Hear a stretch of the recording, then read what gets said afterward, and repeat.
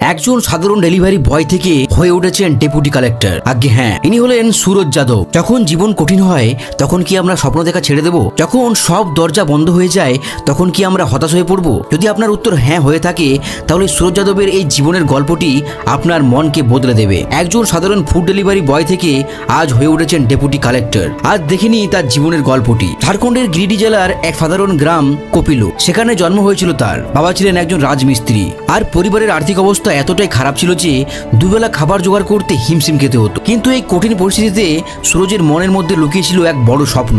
স্বপ্ন ছিল একটাই, একদিন একজন সরকারি কর্মকর্তা হবেন। বড় স্বপ্ন পূরণের জন্য সুরজ রাঁচি শহরে চলে আসে, কিন্তু পড়াশোনা খরচ চালাতে তাকে হিমশিম খেতে হয়। তাই পড়াশোনা চালিয়ে যাওয়ার জন্য তিনি বেছে নিয়েছিলেন ফুড ডেলিভারির কাজ। দিনের বেলায় ঘন্টার পর ঘন্টা যানজটে আটকে তিনি খাবার পৌঁছে দিতেন মানুষের দুয়ারে দুয়ারে। নিজের বাইকও ছিল না তার, কিন্তু এই সময় তার পাশে এসে দাঁড়িয়েছিল তার বন্ধুরা। সেই বন্ধুরা তাকে টাকা দিয়ে সাহায্য করেছিল এবং সেই টাকা দিয়ে একটি সেকেন্ড হ্যান্ড বাইক কিনেছিল।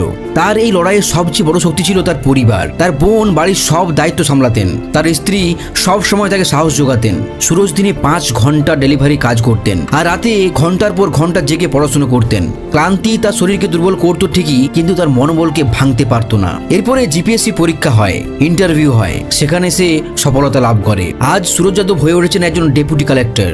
তার এই অসাধারণ যাত্রা লক্ষ লক্ষ তরুণের কাছে এক অনুপ্রেরণার উৎস হয়ে উঠেছে। তার এই গল্প প্রমাণ করেছে যদি আপনার লক্ষ্য দৃঢ় হয় এবং আপনি যদি পরিশ্রমী হন তাহলে কোনো বাধাই আপনাকে আটকাতে পারবে না, বরং সেই বাধাই আপনার সাফল্যের রাস্তা তৈরি করে দেবে।